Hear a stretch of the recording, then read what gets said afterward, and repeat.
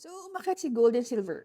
And right now, we have a floating profit of 89,500. And if you're gonna be converting it, 89,500, that's roughly around 5.2 million in peso. Guys, this is just floating ha. Kasi kung mapapansin nyo, ay nagkaroon ng jump dyan. This Monday, nag-open yung market and tumalon yung presyo. Mga roughly around almost or more than 800 pips din to. So, ano kaya ang reason ng pagtalon na to? Bakit biglang nagkaroon ng gap dito? Ayan, no? Napakalaking gap niyan, guys.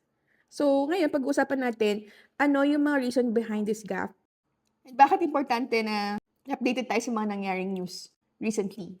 So, ang reason ng gap na yun is the political tension na nangyari ngayon between US, Israel, and Iran. Kaya kung mapapansin nyo sa mga news from TikTok, sa Facebook, purong yung mga nuclear bombing, mga lumilipad na mga missiles na nakikita nyo. So, yung nangyayari ngayon, hindi siya simpleng away lang ng dalawang bansa. This is actually decades-long geopolitical tension. Sinamahan na ng ideology, military strategy, and syempre yung global power balance. Kasi matagal na itong tension na to. Like, panahon pa ni Kopong-Kopong. Then, mga panahon ng magulang na, mga 1979, kaya mga 1970s. Nagkaroon kasi ng Iranian Revolution sa Iran. Before kasi mayroong diplomatic relation to si Iran at si Israel. However, pagtapos ng revolution na yon, naging biglang Islamic Republic na si Iran. So ngayon parang officially, naging stance nila, hindi na nila kinikilala si Israel as legitimate state. Kasi parang, bila lang naman, bila lang umusbong, bila lang lumabas si Israel eh. Kaya parang si Iran, naging clear na parang, ay, anti-Israel na kami. Si Israel, dikit kasi yan sa mga Western countries, like US. So, ang fina-follow ng Israel, syempre, yung mga US foreign policies. So, more on talaga mga agawan ng mga territories. Kasi syempre, during that time na na-establish yung Israel, merong mga Palestinian dun sa lugar kung saan hinati siya. Kaya nagkaroon ng away yung Arab tsaka yung Israel. Kasi parang nawalan sila ng ng teritoryo eh. May mga nakatirang Palestinian dyan. May mga population pa ng Palestinian dyan pero hinati nyo, nawalan sila ng kumbaga ng lugar. So ayun, syempre si Iran, sinusuportahan niya yung mga Palestinians. That's why noon pa lang talaga may mga issues at galit na talaga yung Iran kay Israel. Ayun nga, since close sila ng US, so whatever happens na mangyari, mga threat kay Israel, laging damay yan si US. Laging nakikisawsaw yan si US kasi meron silang kumbaga military alliance. Kasi as you all know, si Israel naman talaga isa sa mga pinaka-major source ng mga nuclear weapons yan. So, dyan nanggagaling yung mga nuclear weapons din ng US. So, in short, matagal na to, over 45 years na yung mga tension about this. Nandyan din yung power struggle dahil si Iran gusto niyang i-influence yung buong Middle East through allied groups. So, syempre lumalakas yung political positioning nila dun sa region na yun. Ba't naman nakikisawsaw nga to si US? Bakit kasali siya? Di ba magkaaway si Israel tsaka si Iran lang. Like nabanggit ko nga kanina sa inyo, meron silang kumbaga strategic alliance ni Israel. So, malakas yung military at intelligence partnership nilang dalawa. That is why kapag merong threat si Israel, automatic talaga merong involvement si US. Regardless kung direct man yan or indirect. So pangalawa, syempre yung nuclear concern. Kaya nakikisali si US kasi syempre global tension to eh. Just so you know, si Iran meron siyang mga nuclear facilities. So ngayon, nabalitaan nila na si Iran merong supply ng mga uranium. So ngayon, kapag yung mga nuclear weapons na ginagamit or ginagawa ni Iran, merong uranium content and tumaas yung level nito na kumbaga aabot ng weapon grade kasi right now daw, sabi 60% na daw na enrichment ng uranium nilalagay nila doon sa mga weapons nila. So kapag umabot ng 90% yun, so parang weapon grade na yung mga ginagawa nilang nuclear weapons. Pero ang sinasabi kasi ng Iran is parang for research lang yan, ganyan. Hindi naman talaga for the purpose of magawin siyang weapon grade. Ang pinaka-concern naman talaga ng Western countries, katulad ng US and syempre ng Israel na possible ma-destabilize yung mga region sa area ng Middle East. Just because mas malakas na yung mga weapons ng Iran. Though wala naman talagang confirm na talagang meron ng ganung mga weapons yung Iran. However, yung Iran kasi they have the knowledge, they have the infrastructures, and meron sila ng mga enriched materials na yon, just like uranium. That's why kung, say for example, makapag-decide sila anytime na gusto nila gumawa ng mga weapon grade na uranium-enriched na weapons, kayang-kaya nila kontrolin yung buong Middle East and even yung mga Western countries because malakas yung weapon nila. So, ang pinaka-major concern talaga dito ni Trump is yung regional stability and yung oil. Ayan, usapan oil. Alam niyo kasi sa Middle East, sila yung nagko-control ng mga major oils tsaka mga routes. So kumbaga sa kanila nanggagaling yung mga oil, yung mga supply, and then yung ruta ng oil na yun, dun din sa Middle East nanggagaling. So ngayon kung maaapektuhan ng Middle East, maapektuhan yung oil supply sa mga western area, sa buong mundo, sa global. Maapektuhan yung global inflation kasi kapag naapektuhan yung kumbaga yung oil, ano rin yan, sabay din ang inflation diyan. So kumbaga, overall talaga maapektuhan even the financial market. That is why hindi lang 'to kumbaga local issue ng Iran at Israel. That is why nakikisawsaw si US, si Trump diyan. So ngayon, yung mga direct strikes nung mga nuclear bomb nila sa Iran talaga. Yung mga nuclear facilities nila doon, pinapasabog yun. And then sa Israel, siyempre nakikipagpalitan din ng bomba si Iran. Ayun, so parang ngayon nga, activated yung mga air defense system nila ng Israel. So parang ano, meron silang mga dome doon na kumbaga yung dome na yun parang mag-activate yun tapos maharangan yung mga incoming na missiles. Ang galing. Ano, hindi ako na-amaze pero grabe ang galing. Sobrang advanced nila. Kasi imagine niyo kung tayo yun. Paano kung may mga ano tayo, may mga US military base din tayo sa US na nakakaloka. Eh di tayo din, pinasabugan din ng Iran. Kawawa naman tayong Pilipinas, di ba? Buti na lang, safe tayo. Dapat ganito yung mga bagay, yung mga pinagtutuunan ng pansin ng mga gobyerno natin, pero hindi eh. Naka-focus sa mga kalokohan.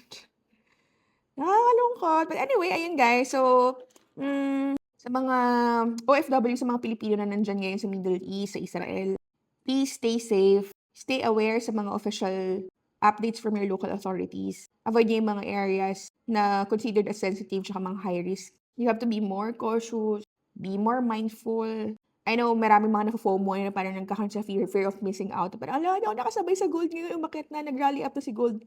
Guys, always remember the market will always be there. Pinakamahalaga dyan, syempre, meron kayong peace of mind. Unahin nyo yung safety nyo, guys. So, speaking of gold, kayo ba na-mention natin na yun, nagkaroon ng gap up, umakyat, tumalon yung presyo. Bigla this Monday because of the news. Bakit naging ganun? Ganito kasi guys, kapag merong war tension, yung mga investors, naghahanap sila ng mga asset na safe. Si gold kasi wala yung credit risk, wala yung default risk, and wala rin yung earnings dependency. So, kumbaga secured na secured with gold yung investment mo. Kaya nagkaroon ng mga joint strikes at escalation, ayun, di ba, tumalon si gold.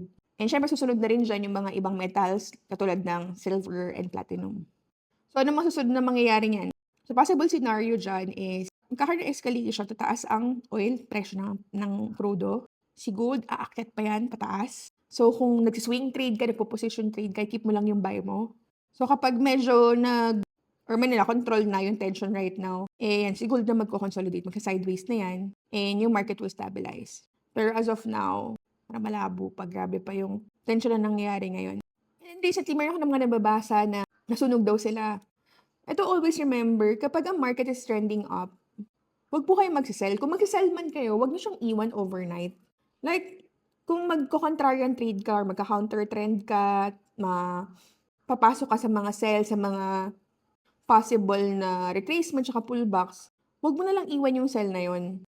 Kasi kapag ang market is uptrend, make sure na ang mga positions mo, mostly yung mga talagang mga bullish, mga buy, mga long positions. Kasi sobrang hirap. Na-try ko na yan. I've been there. Kinakalaban ko yung market kasi I feel like nasa resistance na yan, overbought na yan. So magsisell na ako, nakakita ko ng mga candlestick confirmation, nandiyan na yung evening star, shooting star, nandiyan na yung mga inverted hammer, nakikita mo na yung mga kung ano-ano confirmation, lalo na sa lower time frame.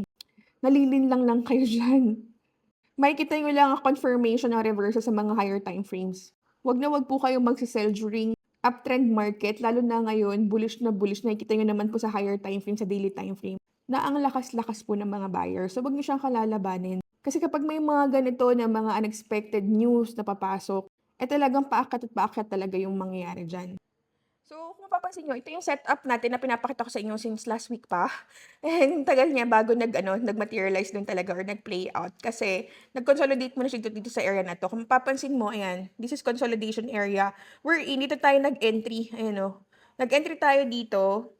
Kasi, nakita tayo ng confirmation. Yung nakita natin confirmation dito is nagkaroon siya ng breakout. Pagka-break na dito, nagkaroon siya ng retest and then umakyat siya. Ayan. However, ang ginawa niya is, bumalik pa siya dito. Ayan, bumalik pa siya dito. Binalikan niya itong ating resistance dito na, dating resistance na naging support na. Ayan. So, ngayon, ilang beses niya pa tines yan? 1, 2, 3. 3 times niya pa tinest itong ating previous resistance na ngayon support na.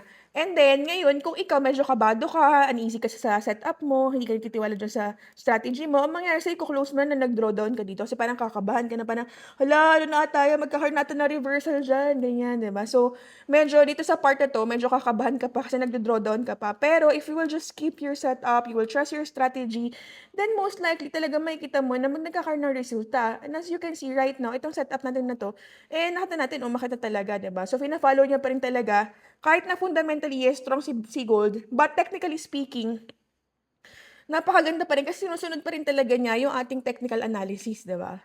So, ngayon nandito tayong TP kasi ito yung all-time high natin. So, I'm really looking forward na possible balikan niya yung all-time high and then iakyat niya pa hanggang dun. So, kung magre-react man yung market eventually somewhere here, ayan, possible dito magre-react yung market ulit sa area na 'to, sa dating all-time high. Pero kapag ito binasag niya pa at magkaroon pa ng escalation, most especially ngayon, 'di ba magkakaroon na naman ng non-farm payroll this coming Friday, possible kung ano yung resulta nun, yun na yung magpaakyat dito kay gold and possible, basagin niya na yung dating previous all-time high. So, 'di ba? So, yun yung pinaka-exciting diyan. So, ito yung setup na yan, yung setup, ito yan guys. So, right now, umakyat na nga siya and nag-entry tayo na additional dito sa mga areas na to wherein kung saan siya nagkakaroon ng mga short pullbacks and retracement, yung tayo pumapasok kahit papaano para nakakapag-intraday tayo somehow. Pero itong mga nasa ilalim, ayan, like itong setup na to, i-follow natin to. So, i-keep natin to, hayaan lang natin dyan hanggang mag-TP to. Ayan. So, pwede na ako, nag-move ako ng SL, pero ngayon na naka-break even lang ako, guys. Ayan. So, right now, dito sa ating isang account natin, may floating na tayo na, ayan, nasa 51,000 yung floating natin dito. And kung mapapansin nyo, ito meron tayo ditong XAUP. Mapapansin nyo, this is PAXG. So, Coinbase to, guys. Itong trade ko para, kasi to, nakapasok ko ng weekend. During the time na nagkaroon ng geopolitical tension na nagkaroon nga na nitong weekend yun, di ba? Nitong weekend, nagbato na sila, nagbato ng mga missiles. So, gusto mong makapasok sa market ng gold, ito yung, ito yung asset na i-trade nyo. Kasi even weekends, meron to. Yan, PAXG. XAUPB, USD. Yan. Iba yung niya, iba yung asset. Ito kasi yung gold. Ito yung PAXG. Yan. So, ngayon, yung ibang broker kasi wala nito. Yan. So, lalagay ko na lang sa comment section yung broker link ng kung gusto niyo mag-open ng account doon under my affiliation. Lalagay ko sa comment section para makapag-open kayo ng account doon sa broker na yun. And meron sila sa MT5. Wala sa MT4 guys. Sa MT5 lang meron sila nitong asset na itong XAUP USD. Para during weekends, nakakapag-trade pa rin kayo ng gold. Kasi sayang yung opportunity, di ba? Kasi pag akyat niya, yan nakapasok tayo, di ba? So, yun guys. So, again, tiwala lang sa setup, 'di ba? Kasi imagine niyo kung di ako nag-trust ito sa setup na 'to, nag-give up na ako, nag-close na ako, edi sana hindi ko na-utilize itong rally up to na gold, 'di ba? So, I hope marami kang natutunan today, tomorrow ulit. And if you want to learn more about trading, I have a school here in Marikina. We have face-to-face and mga online classes. Just simply visit our website, www.legendarytradingacademy.com. So, guys, I hope to see you very soon.